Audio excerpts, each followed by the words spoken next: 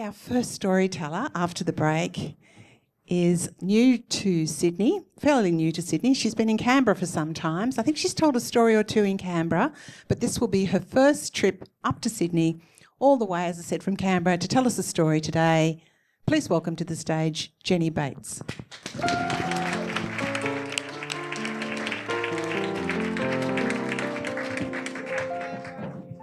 Hey, Canberra girls. Go, Canberra girls. Who said we're boring? Well, before I had babies, I can tell you without a word of a lie, I had the best rack ever. I was very proud of them, very, very proud of them, and displayed them quite well. But after a few babies, well, it was a different story. Those little human suckers sucked the life out of me. I was like so skinny, and these beautiful, perfect, perky boobs just went south. And they looked more like now a couple of bloody golf balls in ankle socks. I wasn't impressed. But I had these lovely babies. One can't complain.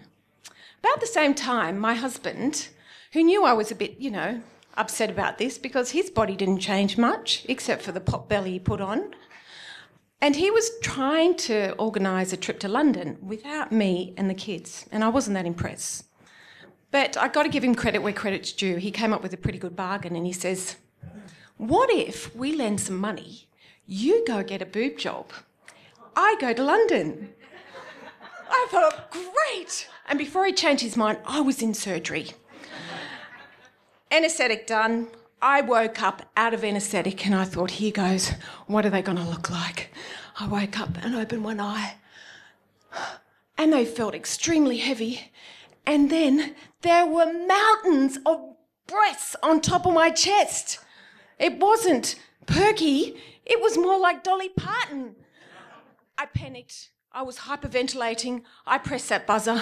I'm going, whoa, whoa, whoa, whoa, whoa, perky, not mountains. And the nurse said, don't, calm down, darling. It's all right, it's just a bit of swelling. It'll all come down. And I said, you sure now? You sure? So with that, I thought, okay, we can cope. The swelling come down. Went out of hospital, straight to the, cast iron bra shop to keep them in place. That wasn't the point. Anyway, I thought, we'll give it some time. I can embrace these boobs. I wasn't that happy with them, but everyone else was. The eyes, straight to the boobs. Hello. I'm here. I went back to work. I was a barmaid at the time. Joe, who sat on the corner of the bar there, lived there. He knew everything that happened. He said, hey, sweetie, where have you been? I went, I've been unwell. I've had the mumps. He took another sip of his beer and he says, well, pet, the mumps have done wonders for you, haven't they? I was a little bit self-conscious now. I thought, well, look, I'm going to just give it my best shot. I got myself into this little dilemma. I've got this skinny body and these great big boobs. I'm just going to embrace them. Get on with life. Do all the things that I used to do. In the meantime, a lot of attention was coming my way from friends and family going, I heard about the boob job. Show us. Well, that's when I could show a little bit of pride and say, check this out, And my girlfriend in Port Macquarie, she was like, I can't get down there. Please send me a photo. Well, this was back in the day in the Polaroid, so I got the Polaroid out, took a very proud photo. Same time, my very dear great uncle was dying, and he'd been sick for some time, and he was in hospital. And my mum rang and said, can you please send him a letter? He's really enjoying the letters. And could you please, And I went, I'd love to. I don't know if any of you have ever been to the post office with two little children under 4 and tried to post letters.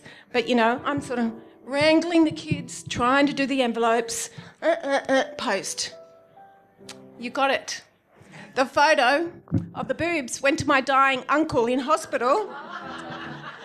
And the dear Uncle Frenny, I hope you're not suffering too much. Letter went to my dear friend in Port Macquarie. Wasn't good. Could it get any worse? Yes, it could. Anyway, determined to get on with life, I decided to go and do all the things I needed to do. My mother wasn't going to find out about this boob job. I was going to think of a funny way or an interesting way to let her know.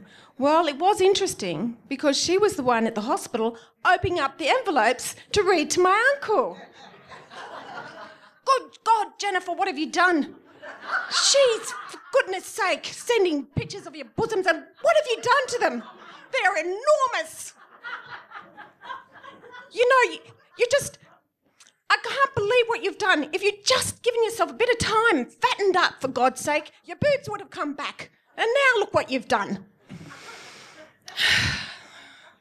That's my mother, my beautiful mother. I knew she wouldn't take it well. So off I went with the rest of my life. I'm going to live with this problem. I know. I didn't want my husband to say I told you so, or my family say I told you so. Anyway, off to football I went. I used to play touch football at Girralang. Do you know Girralang? Girralang, yes, Girralang footy. Loved my touch football. First 15 minutes into the football, bang, I get an elbow in the boob and it hurt. It's hurting. Ow. But I'm tough. I'm tough as nails. You know, I'm just going to go home and put some ice on it. That's what you do with sports injuries, don't you? Just put some ice on it. The next morning I woke up. It's still very sore. I look under my arm because, you know, thinking, woo. And there it is. The silicone implant has dislodged and it looks like there's another boob under my arm. Not good. This was the last straw. I'd had enough. I'm going back into hospital. I'm having these buggers out. I don't care about golf balls in socks anymore. I want them back. So I go back into hospital. I've swallowed my pride. And I'm sitting in there and I come out of surgery and first thing I do is touch my boobs and there they are. Tiny little golf balls again. Oh, that's a relief. And beside my bed is this ice cream bucket with Jenny's boobs written on them and these silicone implants. You know, people get their appendix and their gallstones. I had my boobs in a plastic bucket beside my bed. And then the nurse came along and she had quite a serious look on her face and she said, "Any plans with your boobs?" And I went, "No, I hadn't planned on putting them on my mantelpiece or anything, so, you know, no plans for the boobs." And then I realised she was quite serious and she said, "Well, there's a woman in the next room. She's going into surgery this afternoon. She's going to have a mastectomy. And if you were kind enough to donate your silicone implant, she could actually go into surgery, have her breast tissue removed and have the silicone implant emplaced." Well, for that moment, I felt like this big.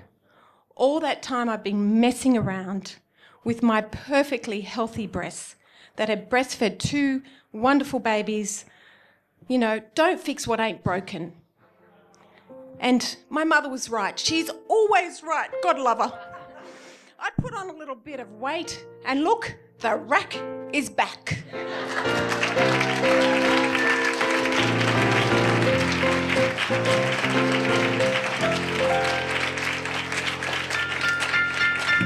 Jenny Bates. Fabulous.